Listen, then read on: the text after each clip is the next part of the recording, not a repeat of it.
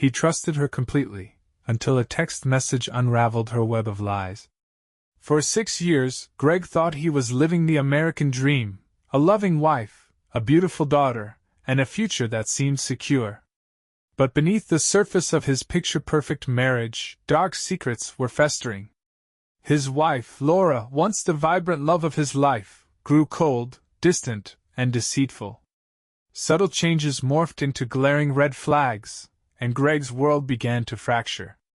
A single text message shatters his illusions and sends him down a rabbit hole of lies, betrayal, and heartbreak. Armed with nothing but determination and a need for the truth, Greg uncovers Laura's torrid affair with Jason, a man he thought was just a co-worker. The discovery is just the beginning. What follows is a labyrinth of deception, a confrontation that unearths the darkest sides of those closest to him, and a fight for the one thing he still holds dear: his daughter, Emily. As Greg gathers evidence and pulls the strings tighter, he prepares for a reckoning that will strip away every lie and facade.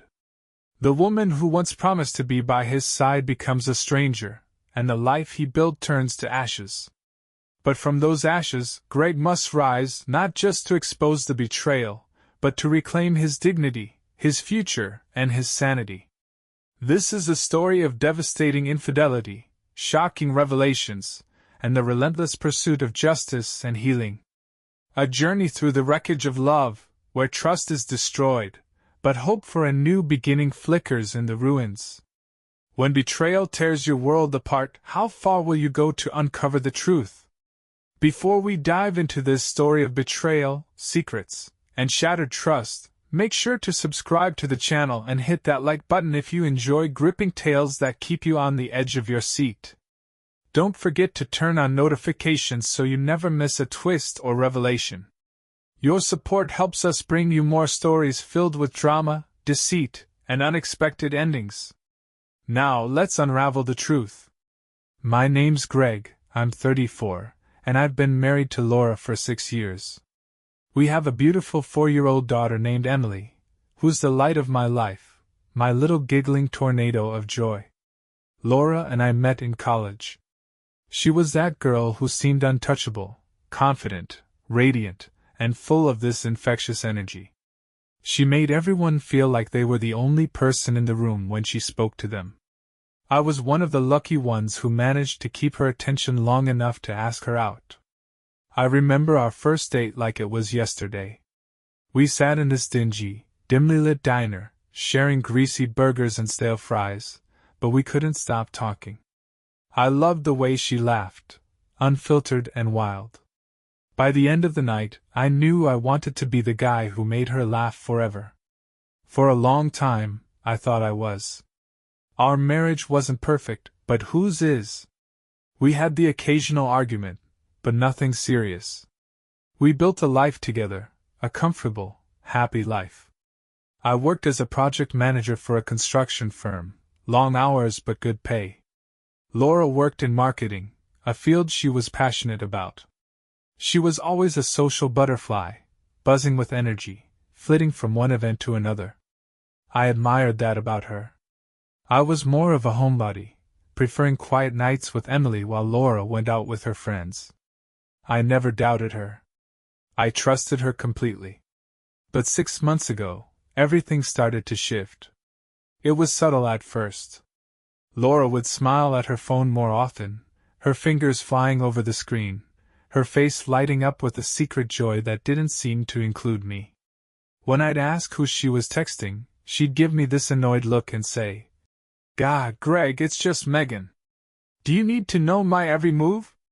Her phone was always face down on the table, and she took it with her everywhere, to the bathroom, to the laundry room, even when she took out the trash. At night, she'd stay up later than me, claiming she was catching up on work emails. I'd find her sitting on the couch, eyes glued to her phone screen, typing away.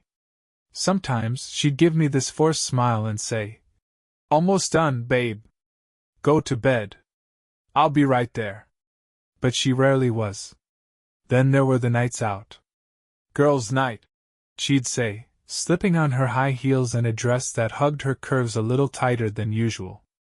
I'd kiss her goodbye and tell her to have fun, feeling that nagging sense of unease gnawing at the back of my mind. She'd come home late, sometimes reeking of alcohol and something else, something that smelled suspiciously like men's cologne. One night she stumbled in at 2 a.m., her hair a tousled mess, mascara smudged under her eyes. When I asked where she'd been, she snapped, "Oh my God, Greg! Do you have to interrogate me every time I go out? I was at a bar. Do you know how many people are there? Maybe someone bumped into me, okay?" I wanted to believe her. I needed to believe her. So I did. I swallowed my doubts and convinced myself I was being paranoid. That's what a good husband does, right? Trust his wife? But things just kept getting worse. Our sex life changed. Before, it was passionate, spontaneous, full of laughter and teasing. Now, it was mechanical, like she was just going through the motions.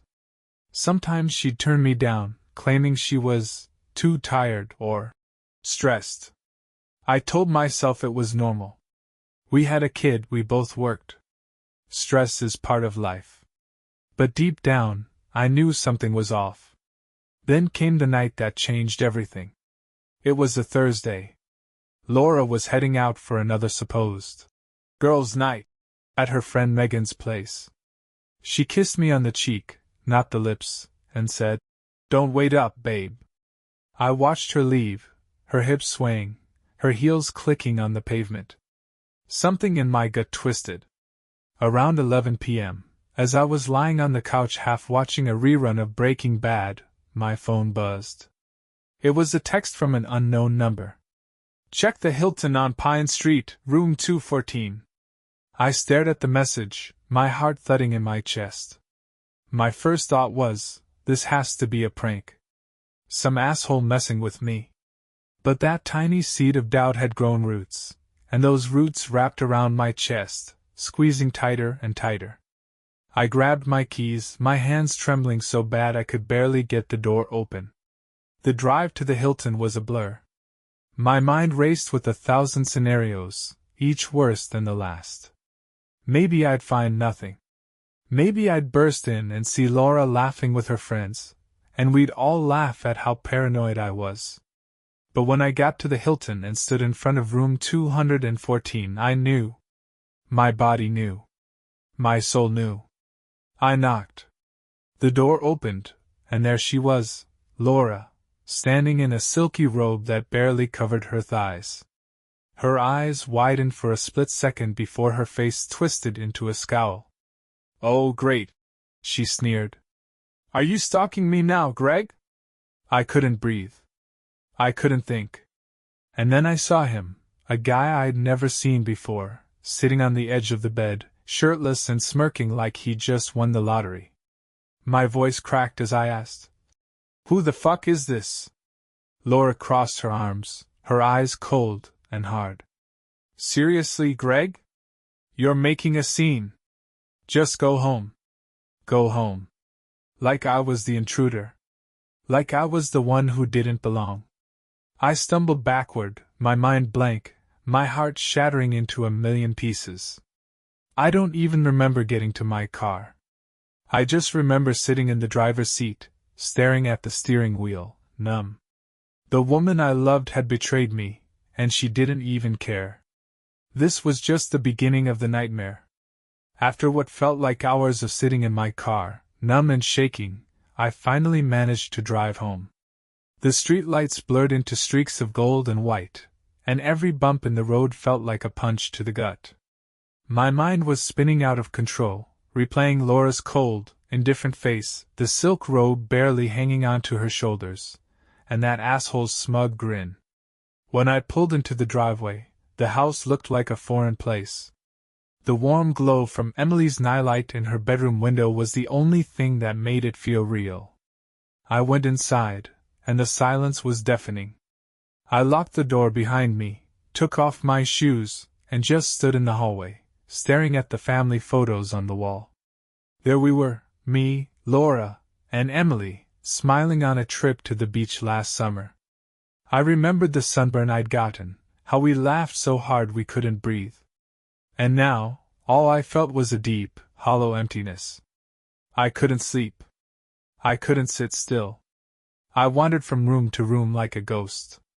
The kitchen, the living room, our bedroom, everywhere I looked, memories of us taunted me.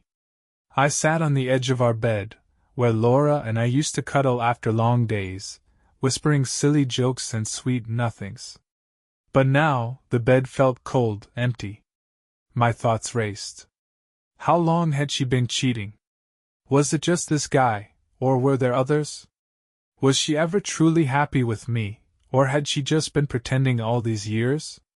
The questions buzzed in my mind like a swarm of angry bees. Around 3 a.m., I heard the sound of a car pulling into the driveway. I got up and peered through the blinds. It was her. She stepped out of the car, her hair slightly disheveled, that stupid silk robe now replaced with a short, tight dress. She looked up at the house, took a deep breath, and walked toward the door. I rushed back to the living room and sat on the couch, gripping my knees, trying to steady my breathing. The door opened, and she walked in. For a moment, she froze when she saw me sitting there, the only light coming from a dim lamp in the corner. "Oh," she said, her voice flat. "You're still up." I stared at her, my jaw clenched so tightly I thought my teeth might shatter. "Yeah," I said. "Couldn't sleep." She dropped her purse on the entryway table, avoiding my eyes. "Well, I'm exhausted. I'm going to bed." She started walking toward the stairs, like nothing had happened. Like I hadn't just caught her half-naked with some stranger. "Laura." She stopped, her back to me. I could see her shoulders tense. "What?" she snapped, not turning around. "Who was he?" She spun to face me, her eyes narrowing. "You seriously want to do this now?" "Yes," I said, my voice shaking. "I want to know who the hell that was and how long this has been going on." She rolled her eyes, her mouth twisting into a cruel smile. "Why do you care, Greg? It's not like you've been a perfect husband." I blinked, stunned. "What the hell does that mean?" She let out a bitter laugh. "You work late all the time. You barely talk to me anymore. You're boring, Greg. Our marriage is boring." My heart pounded in my chest. "So that's your excuse? That's why you've been sneaking around and fucking someone else?" Her face twisted in anger. "You know what? Yes. Maybe I needed someone who actually pays attention to me. Someone who makes me feel alive." Her words hit me like a punch to the gut. My hands shook with rage, but I forced myself to stay calm. "You could have talked to me, Laura. We could have worked on things. But instead, you chose to lie and cheat." She shrugged, crossing her arms. "Maybe I didn't want to work on things. Maybe I wanted something different." I stared at her, trying to understand how the woman I married had turned into this stranger standing before me. "Do you even care about what this is doing to Emily?" I asked, my voice breaking. "She's going to lose her family because of this." For a second, something flickered in her eyes, guilt, maybe. But it vanished as quickly as it appeared. "Don't drag Emily into this," she hissed. "This is between you and me." "No, Laura. You made it about her the second you decided to blow up our family." She sighed, like she was already tired of the conversation. "Look, I don't have the energy for this right now. I'm going to bed." She turned and walked up the stairs, leaving me there, shattered and alone. I sat on the couch until the sun came up, my mind a swirling mess of rage, betrayal, and heartbreak. I knew one thing for certain: this wasn't over. Not by a long shot. As the first rays of sunlight seeped through the curtains, I was still sitting on the couch, feeling like a hollowed-out husk. The night had been long, agonizing, and suffocating. The weight of betrayal settled deep into my bones. My mind was running on fumes, but my emotions wouldn't let me rest. Every time I closed my eyes, I saw Laura's cold, contemptuous face, or worse, the smirk of the shirtless stranger who'd stolen my place in her bed. I couldn't keep living like this. My body was vibrating with a restless energy, the kind that comes from realizing everything you thought was solid had turned to quicksand beneath your feet. I knew I needed to do something, anything, to stop the downward spiral before it sucked me under completely. And then I heard her footsteps. Laura was coming downstairs, dressed in leggings and an oversized sweater, looking perfectly casual, like it was just another morning. Her hair was tied back, her face freshly washed. She looked exactly like the woman I married. It was almost enough to fool me. Almost. She paused when she saw me still sitting there. For a split second, something like hesitation crossed her face. But then it was gone, replaced by that infuriating mask of indifference. "You look like shit," she said, her voice devoid of concern. I clenched my jaw so hard I thought it might break. "Don't let her bait you," I told myself. I didn't sleep. She shrugged and walked into the kitchen. The sound of the coffee machine filled the silence between us. I got up, following her, each step feeling like I was trudging through wet cement. "We're not done talking about this, Laura." She sighed, not even looking at me. "I think we are, Greg. What's left to say?" "You're pissed. I get it. But maybe this is just the end."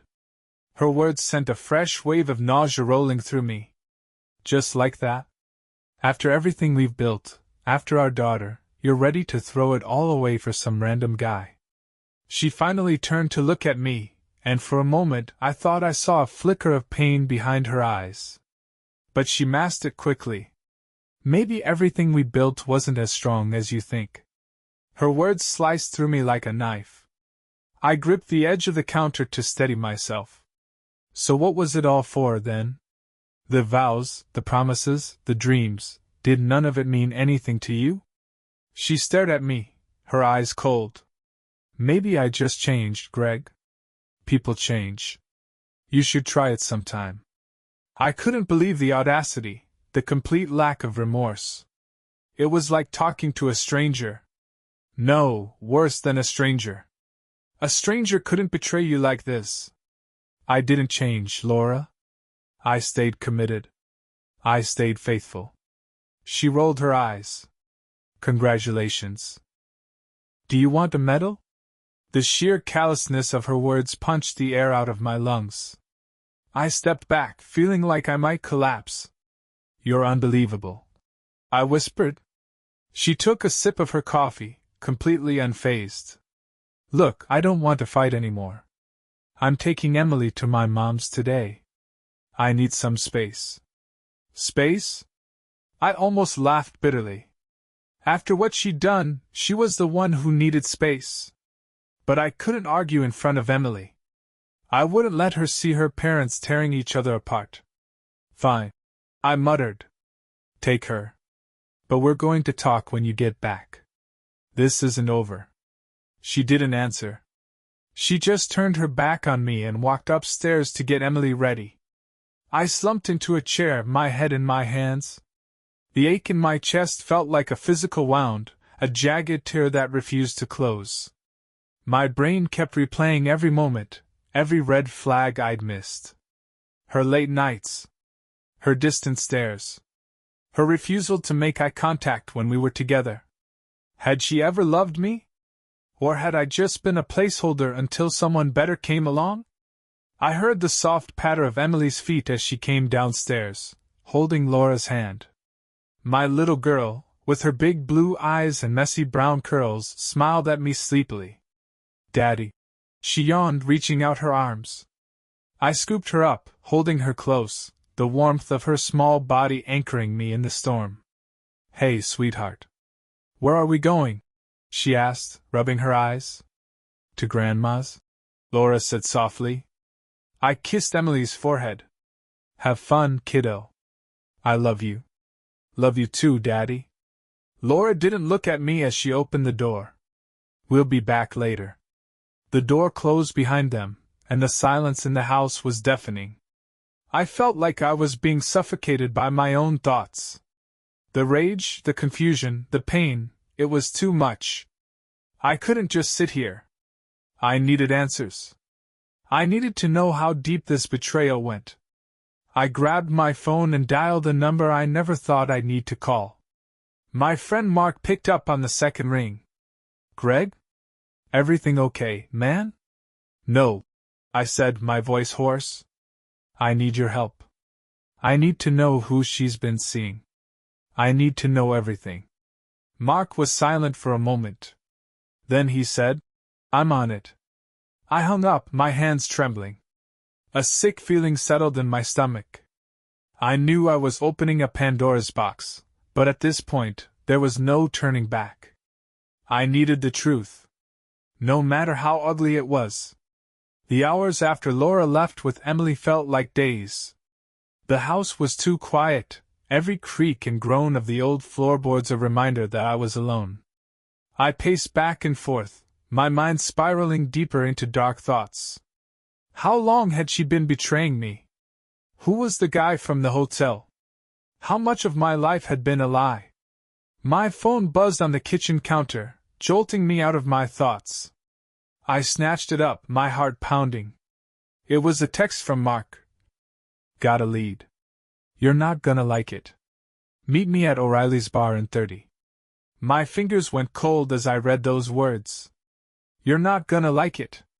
I had already seen my wife with another man. How could it get worse? But I needed answers, no matter how much they hurt. I grabbed my keys and left the house, the door clicking shut behind me like a cell door in a prison. The drive to O'Reilly's was a blur, my hands clenching the steering wheel so hard my knuckles turned white. O'Reilly's was the kind of place where secrets were spilled over cheap whiskey and dim lighting kept the ugliest truths hidden in the shadows. When I pulled into the parking lot, Mark was already there, leaning against his car, a cigarette dangling between his fingers. He wasn't a smoker, unless things were really bad. His eyes met mine, and I saw the pity in them. That made my stomach twist even tighter.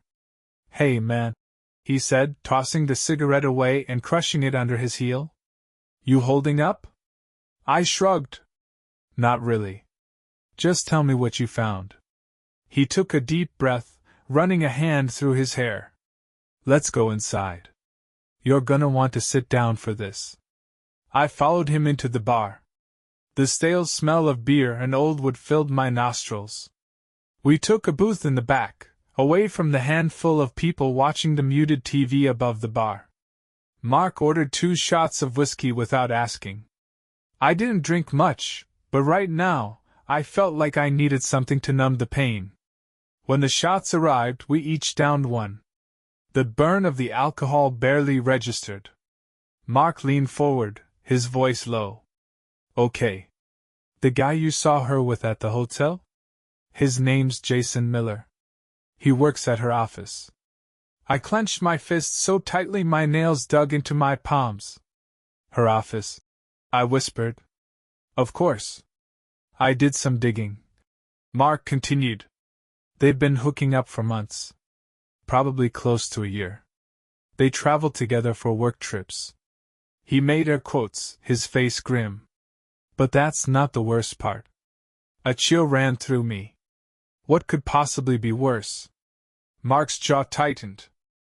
He hesitated, then pulled out his phone and slid it across the table. "Look." I glanced down and felt the air leave my lungs. On the screen was a picture, Laura and Jason at a restaurant, holding hands across the table. Her smile was radiant, her eyes shining in a way I hadn't seen in years. And there was another photo, them kissing in the parking lot, their bodies pressed together as if they couldn't get close enough. I shoved the phone back toward Mark, my hands shaking. "Jesus Christ. It gets worse," he said softly, his eyes filled with regret. "I found out Jason's married. His wife, Sophie, has no idea." The room spun. "So she's not just cheating on me, she's helping him betray someone else too." "Yeah," Mark said. "I'm sorry, man." I took a shaky breath, trying to process it all. My wife wasn't just unfaithful, she was part of a tangled web of lies and deceit. I felt like I was drowning, the weight of betrayal pressing down on me, stealing the air from my lungs. The waitress walked by and dropped off another round of shots. Mark and I drank them in silence. "What are you gonna do?" Mark finally asked, his voice cautious.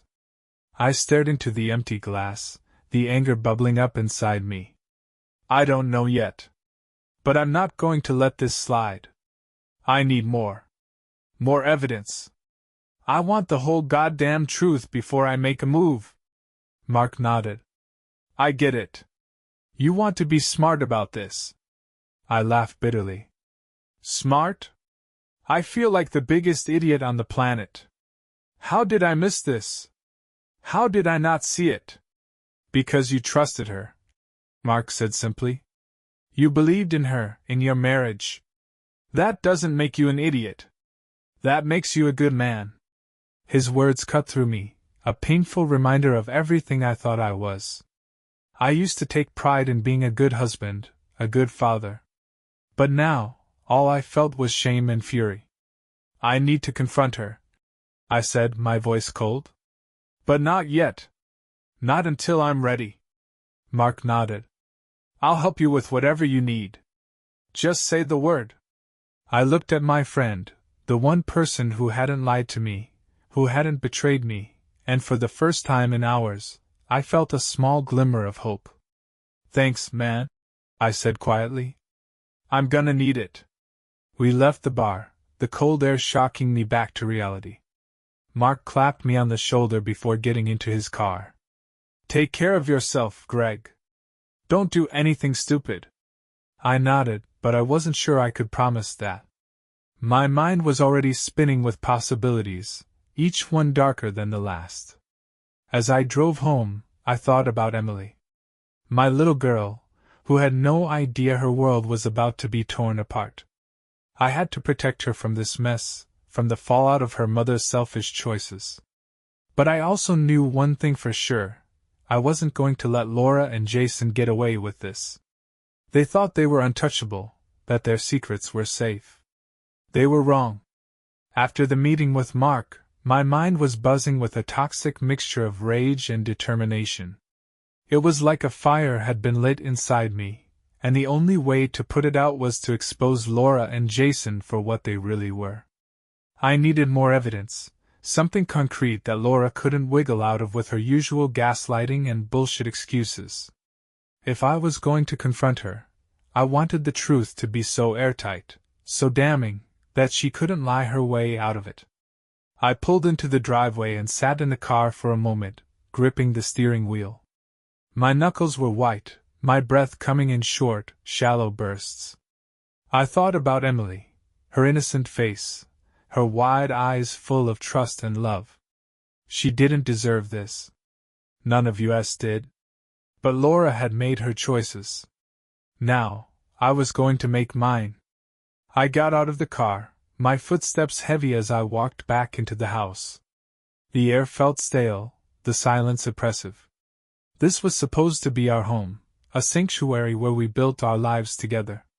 Now it felt like a mausoleum, a place where love had come to die. I needed to act. Now. I spent the rest of the day scouring the house, looking for any trace of Laura's affair. If she was careless enough to get caught in a hotel room, there had to be more evidence hidden somewhere. My hands shook as I rummaged through drawers, closets, and cabinets. I felt like a man possessed, driven by the need to know just how deep the betrayal ran. In our bedroom, I opened her nightstand. At first glance, it was filled with the usual stuff, old books, random receipts, hair ties. But then I saw it, a small black box shoved toward the back. My heart pounded as I pulled it out and flipped open the lid. Inside was a delicate gold bracelet, something I'd never seen before. The tag was still attached, and there was a small handwritten note tucked beneath it. "Can't wait to see you wear this. Jason." A cold, bitter laugh escaped my lips. She didn't even bother to hide it properly. She probably thought I'd never look. That I'd never question her.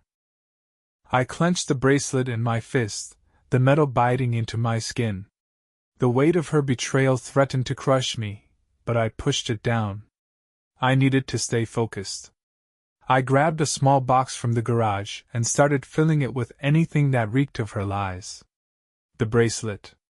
The receipts for expensive dinners I never attended. The lingerie I hadn't seen her wear in years. Each item felt like another nail in the coffin of our marriage. That night I set up a plan. If I was going to confront her, I wanted every angle covered. I called Mark. "Hey," he answered, his voice cautious. "You okay?" "No," I said bluntly. "But I have a plan." "Lay it on me." "I want to set up cameras.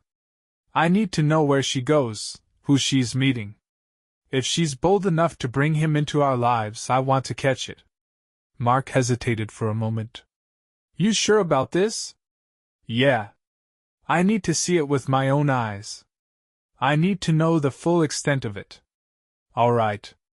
I know a guy who can set you up with the equipment. Discreet stuff.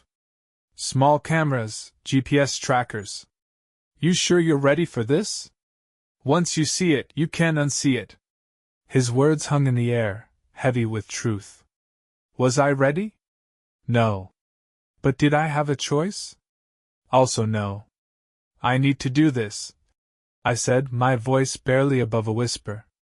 "I can't live in the dark anymore." "Okay," Mark said. "I'll set it up. Meet me tomorrow." The next morning, I met Mark in a small, dingy electronics shop downtown. The kind of place where no one asked questions, and cash was the only language spoken. The guy behind the counter was wiry and had the kind of shifty eyes that told you he knew everyone's secrets. Mark introduced me. "This is Greg. He needs some surveillance equipment." The guy nodded, not even bothering with pleasantries. "You want cameras? Audio? Trackers?" "All of it," I said, my voice hard. "I want to cover my house, her car, and her phone." He nodded again, pulling out a few small, black devices. "These cameras are motion-activated. Tiny enough to hide anywhere. The audio recorders can fit in her purse or the car's glove compartment. The GPS tracker's magnetic. Stick it under the car frame, and it'll sync with your phone." I paid in cash, my fingers trembling slightly as I handed over the bills. This was it. The line between suspicion and proof. Once I set these up, there'd be no going back. That afternoon, while Laura was still at her mom's with Emily, I installed the cameras. One in the living room, angled to capture the front door and couch. One in our bedroom, pointed discreetly at the bed. I hated myself for doing this, for invading my own home with suspicion and paranoia. But she'd left me no choice. In her car, I slipped the GPS tracker beneath the frame and tucked a voice recorder under the driver's seat. My heart pounded the entire time, a constant thud-thud-thud reminding me that I was teetering on the edge of a breakdown. When I was done, I sat in the driver's seat of my own car, staring at the house. The place where my life was supposed to be simple, loving, safe. Now, it was a battleground. Laura came home that evening, Emily skipping beside her, clutching a stuffed bear. I plastered a smile on my face as I bent down to hug her. "Hey, kiddo," I said, my voice breaking just a little. "Did you have fun?" "Yeah," she beamed. "Grandma made cookies." Laura walked past us, her eyes avoiding mine. "I'm going to take a shower." "Sure," I said, forcing my tone to stay even. As she disappeared upstairs, I hugged Emily tighter, the warmth of her small body grounding me. I had no idea what the cameras and trackers would reveal. But whatever it was, I knew one thing: the moment of reckoning was coming. And Laura wouldn't see it coming. The house was unnaturally quiet that night. Laura had gone to bed early, claiming she had a headache. I didn't argue. The last thing I wanted was to share the same bed with her. The thought of her lying next to me, pretending to be my wife while she was someone else entirely, made my skin crawl. I stayed downstairs, nursing a glass of whiskey, staring blankly at the TV. I couldn't even tell you what was playing. My mind was elsewhere, tangled in the thick web of lies and deceit that had become my life. The small surveillance app on my phone pulsed with the promise of revelation. The cameras were live, ready to catch whatever secrets Laura was hiding. My hands trembled slightly as I opened the app, scrolling through the feeds, the living room, the bedroom, her car. For a while, nothing happened. Just empty, silent rooms. The normalcy of it was maddening. I felt like I was going crazy, waiting for something to break the stillness. But then the silence shattered. A notification pinged, motion detected, bedroom camera. I took a deep breath, my heart hammering as I tapped the notification. The live feed from our bedroom flickered to life. Laura was sitting on the edge of the bed, her phone in her hand. She was still in her robe, hair damp from the shower, but her face was hard and focused. She wasn't scrolling or mindlessly texting. She was waiting for something. Or someone. Then, as if on cue, her phone buzzed, and she smiled, that genuine, radiant smile I hadn't seen in months. A smile that used to be reserved for me. I clenched my jaw, bow rising in my throat. She put the phone to her ear. My hands were slick with sweat as I turned up the volume on the app, the audio crackling slightly before her voice came through clear. "Hey," she said softly, her tone full of warmth. "Yeah, I'm alone. He's downstairs." He. That's what I'd been reduced to, a pronoun, a ghost haunting my own home. I couldn't hear the other end of the conversation, but Laura's responses painted a vivid picture. "No, he doesn't suspect anything," she murmured, lying so effortlessly that I felt a surge of cold fury. "He's been so busy with work, he barely notices." A pause. She laughed softly. "God, I miss you too. I wish you were here right now." My grip on the phone tightened. I wanted to throw it across the room, to shatter it like she'd shattered our marriage. But I forced myself to listen. "Tomorrow night?" she whispered. "Yeah, I can make that work. I'll tell him I'm going out with Megan again." Another pause. Her smile grew wider, and her voice dropped to a sultry murmur. I can't wait. Last night was amazing." I couldn't listen anymore. I ended the feed, my hands shaking so hard I almost dropped the phone. The walls of the living room felt like they were closing in on me, the air too thick to breathe. I sat there, staring at the floor, my mind a storm of rage, betrayal, and devastation. How long had she been doing this? How many times had she fed me the same lie while sneaking off to be with him? The worst part was how easy it seemed for her. The way she smiled, the way she laughed. She was living two lives, and I was the fool who believed everything was fine. I took a long sip of whiskey, the burn barely registering. I wanted to scream, to punch a hole through the wall. But I couldn't. Not yet. This wasn't just about me anymore. It was about Emily. I had to think carefully. I had to plan my next move with precision. I pulled up the app again, this time switching to the audio recorder I'd planted in Laura's car. Maybe I'd catch more of their conversations. Maybe I'd hear something that would give me an edge. The file loaded, and I listened to the static-filled silence for a moment before voices crackled through. Laura's voice. And his. Jason. They were in the car together, the engine humming in the background. My stomach twisted. "I still can't believe we got away with it last night," Jason said, his voice smug and self-satisfied. "You're really sure he doesn't know?" Laura snorted. "Greg? Please. He's clueless. He still thinks I'm the perfect little wife." "Good," Jason replied. "I don't want anything screwing this up." "There won't be." Laura assured him. I've got him wrapped around my finger. I paused the recording, my breath ragged. Wrapped around her finger? The sheer arrogance in her voice made my blood boil. How could I have been so blind? How had I let her get away with this for so long? I closed my eyes, trying to steady myself. I needed to stay calm. I needed to think this through.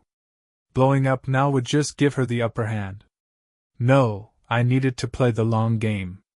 Just like in construction, when you're dealing with a shaky foundation, you don't just patch up the cracks. You tear the whole damn thing down and start over. I had the evidence. Now I just needed the right moment to use it. My phone buzzed again, a text from Mark. You good? I took a deep breath and typed back. No. But I know what I need to do. Mark's reply was quick. I'm here whenever you're ready. I put the phone down and stared into the darkness of the living room. My marriage was a lie, but the truth was finally in my hands. And soon Laura would know that the walls were closing in on her now. Tomorrow night, she thought she'd be meeting Jason. But instead, she'd be meeting the consequences of every single lie she told. I barely slept that night. The rage and betrayal throbbed in my veins, keeping me wired even as exhaustion dragged at my body. The recordings played over and over in my mind. I've got him wrapped around my finger. Her voice was like acid, eating away at the last shreds of the love I had for her. By the time the sun rose, I was a wreck. My hands shook from too much coffee and too little sleep, but I was laser-focused on what needed to be done. Today was the day I would pull the strings, and Laura would be the one tangled in the web she'd spun. I went through the plan in my mind again. The cameras were set. The audio was recorded. I had everything I needed.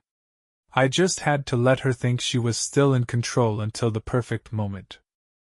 I wanted to catch her in the act, strip away her lies until there was nothing left but the raw, ugly truth. At breakfast, Laura acted like everything was normal. She moved around the kitchen with practiced ease, making coffee, buttering toast. Emily was at the table, humming to herself and drawing pictures of stick-figure families. My heart twisted as I looked at her. She doesn't deserve this chaos.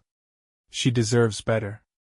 Morning, Laura said, her voice perfectly casual, as if the night before had never happened. I forced a smile. Morning. She glanced at me, her eyes calculating, searching for any sign that I might know something. I kept my face blank, my smile just a little tired. Play the part, Greg. Play the clueless husband one last time. I'm meeting up with Megan tonight, she said, almost too casually. We're going to that new wine bar downtown. Oh? I said, feigning mild interest. Sounds fun. She smiled, a small, almost relieved smile. Yeah, it should be good to catch up. I nodded, my heart pounding. Lie, Laura. Keep lying. It's the last time you'll get away with it. She kissed Emily on the top of her head. Mommy will be home late tonight, okay, sweetheart? Emily nodded, not looking up from her drawing. Okay, Mommy.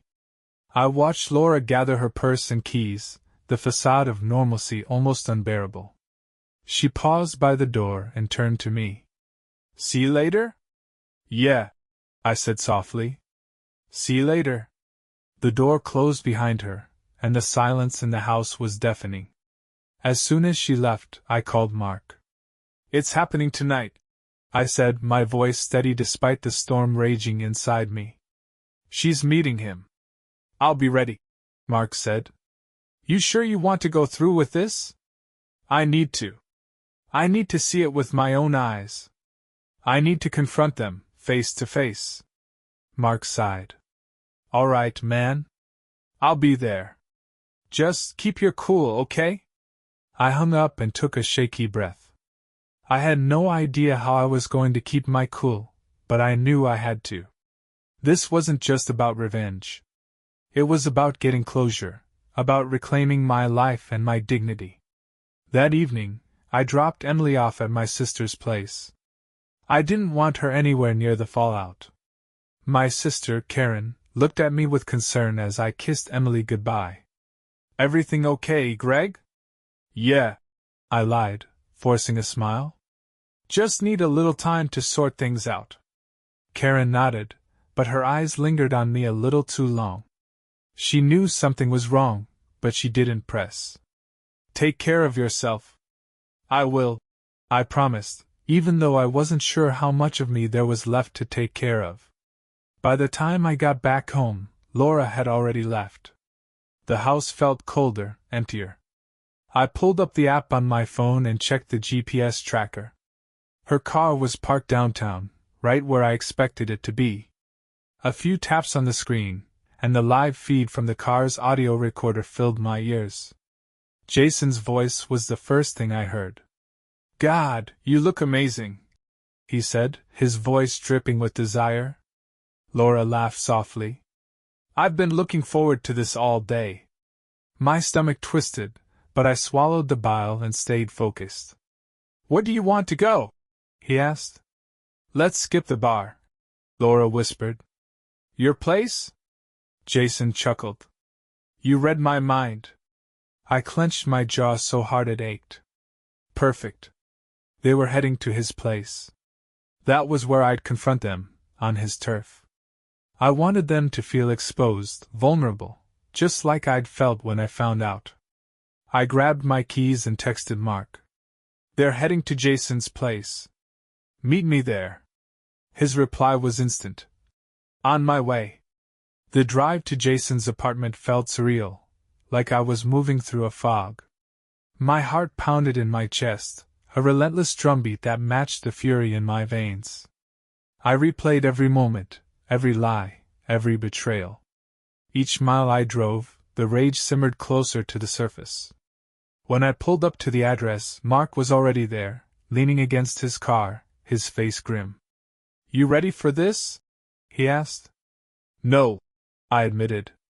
But I have to do it. He nodded. I'll back you up. Whatever happens, I'm here. We walked up to the building together, my hands trembling with a mixture of anticipation and dread. My entire body felt like a live wire, buzzing with electric fury. I took a deep breath and knocked on the door. My knuckles rapped sharply against the wood, the sound echoing like a gunshot. There was a pause. Then footsteps. The door opened, and Jason stood there, his shirt half unbuttoned, a smug grin on his face, a grin that froze the moment he saw me. His eyes went wide, his mouth opening and closing like a fish out of water. Greg? He stammered, his voice cracking. What are you? Where is she? I growled, my voice low and deadly. His face went pale, but before he could answer, I heard Laura's voice from inside. Who is it, babe? I stepped forward, pushing Jason aside as I walked into the apartment. Laura stood in the living room, wearing a silky, low-cut dress that left little to the imagination. Her eyes met mine, and for the first time, I saw something I hadn't seen in months, genuine fear. Her face drained of color. Greg. I held up my phone, the screen glowing with the recordings, the photos, the irrefutable proof of her betrayal. It's over, Laura. She opened her mouth to speak, but no words came out. For once, she was speechless. And for the first time, I felt a twisted sense of relief. This was the beginning of the end. The silence in Jason's apartment was suffocating. The air was thick with tension, every second stretching out like an eternity. Laura's face was as pale as a ghost, her mouth opening and closing as if she were trying to speak but couldn't find the words. Jason stood beside her, his eyes darting between us like a trapped animal. His bravado had vanished the moment I walked through that door. I took a step forward, holding up my phone, the evidence glowing on the screen. The photos, the recorded conversations, the GPS logs, all of it lay bare. You want to explain this, Laura? I asked, my voice dangerously calm. The anger was still there, boiling just beneath the surface, but I refused to let it explode. Not yet. She swallowed hard, her eyes shimmering with tears. Greg! Save it! I snapped, my voice sharp enough to cut glass. Don't you dare feed me another lie. I've heard enough of those to last a lifetime. Her tears began to spill over, streaking her mascara down her cheeks. For a second, I almost felt sorry for her. But then I remembered her voice on those recordings, the smugness, the utter lack of remorse. He's clueless. I've got him wrapped around my finger. Jason finally found his voice, his tone shaky. Look, man, I think we should all just calm down and... I turned on him so fast his mouth snapped shut. Don't say another fucking word to me. You don't get to talk. You don't get to explain this away. He took a step back, his eyes wide. For a moment, I could see the fear in them, the realization that he had no control here. I turned back to Laura, my chest heaving with the effort of holding everything in. Do you have any idea what you've done? My voice cracked, the hurt bleeding through the cracks in my anger. You didn't just betray me. You betrayed Emily. You destroyed our family. Her lips trembled. I didn't mean for it to go this far. I laughed bitterly. Didn't mean for it to go this far? Are you serious? You've been sneaking around for months. Hell, maybe even longer. You meant every step of this. I was unhappy, she blurted out, desperation in her voice now. We were in a rut, Greg. You didn't see me anymore. You didn't care. I clenched my fists so tightly I thought my bones might break. I didn't see you. I didn't care. I worked my ass off to give you and Emily a good life. I loved you. I trusted you. And this is how you repay me? Her eyes darted away, guilt finally sinking in. I didn't know how to tell you. So you fucked Jason instead, I said coldly, the words tasting like ash in my mouth. Jason tried to speak again, his voice weak. Greg, man, I'm sorry. It just happened. I snapped my head toward him, fury finally breaking through. It just happened. You don't accidentally fall into bed with someone else's wife. You made a choice. Both of you did. He had the decency to look ashamed, his eyes dropping to the floor. But I wasn't done yet. You know what the worst part is? I said, my voice shaking. I trusted you, Jason. I let you into my home. You were supposed to be her coworker, her friend. And you stabbed me in the back. Laura reached out a hand toward me, her voice trembling. Greg, please, we can fix this. We can. I stepped back, her touch like poison. No. We can't fix this. You burned it to the ground. Her face crumpled, and she collapsed onto the couch, sobbing. I wanted to feel satisfaction, to revel in her tears, but all I felt was emptiness. The woman I loved, the woman I married, was gone. Maybe she'd been gone for a long time, and I'd been too blind to see it. Jason shifted uncomfortably, like he was itching to escape. Look, I think I should go. No, I said, my voice low and dangerous. You stay right there. You don't get to slink away and pretend this didn't happen. He froze, his eyes wide, fear etched into every line of his face. I took a deep breath, steadying myself. I couldn't let this consume me. I had a daughter to think about. I had a life to rebuild. But first, I needed to end this nightmare. I turned back to Laura, who was still sobbing, her face buried in her hands. You want to know what happens now? I asked, my voice cold and resolute. We're done. I'll be filing for divorce first thing in the morning. And I'm going to fight for custody of Emily. You don't get to drag her through the mud because of your selfish choices. Her head shot up, panic flashing in her eyes. No. Greg, please, you can't take Emily from me. You should have thought about that before you decided to blow up our family. I said, my voice like steel. You made your bed, Laura. Now you get to lie in it. I turned to leave, but then I stopped, looking Jason dead in the eyes. And you? I hope it was worth it. Because I'm going to make sure everyone knows what kind of man you really are. Your wife, your job, all of it. You don't get to walk away from this clean. He paled, his mouth opening in protest, but I didn't care. I'd said my piece. Without another word, I walked out the door, the weight of the confrontation lifting off my shoulders. It wasn't relief. Not yet. But it was the first step towards something better, something real. Mark was waiting by his car, his face tight with concern. You okay? I nodded, though I wasn't sure if I really was. I will be. We got into our cars, and I drove away from the wreckage of my marriage. The tears finally came, blurring my vision, but I didn't stop. I let them fall, let the grief and anger wash over me. This was the end of one life. But it was also the beginning of another. The drive home felt like I was emerging from a fog, each mile putting more distance between me and the wreckage of my past life. My hands were still trembling on the steering wheel, but a strange sense of clarity settled in my chest. The confrontation was over. The truth was out. The nightmare had bled into the daylight, and now it was time to figure out what came next. When I pulled into the driveway, the house was dark. For the first time, it didn't feel like a home, just a hollow structure, stripped of warmth and meaning. I stepped inside, the door creaking behind me. The silence was deafening, but it was a different kind of quiet. It wasn't the suffocating weight of suspicion and dread anymore. It was the emptiness of something that was over. Something that was gone for good.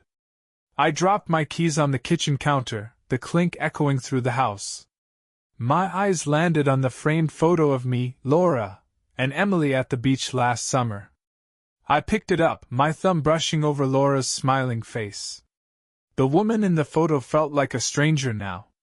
Someone who had faded away long before I realized it. With a deep breath, I pulled the photo out of the frame and tore it in half. I set Emily's half aside, her smile still bright, still innocent. Laura's half went into the trash. The next morning, I woke up to sunlight streaming through the curtains. My body was exhausted, but my mind was strangely clear. I had a plan. I wasn't going to let this consume me. I wasn't going to let Laura's betrayal define the rest of my life. I got dressed and made a call to my lawyer, Alan, who had been a family friend for years. His voice was calm and steady when he picked up. Hey, Greg. You ready to do this? Yeah, I said, my voice firm. I want to file for divorce. And I want full custody of Emily.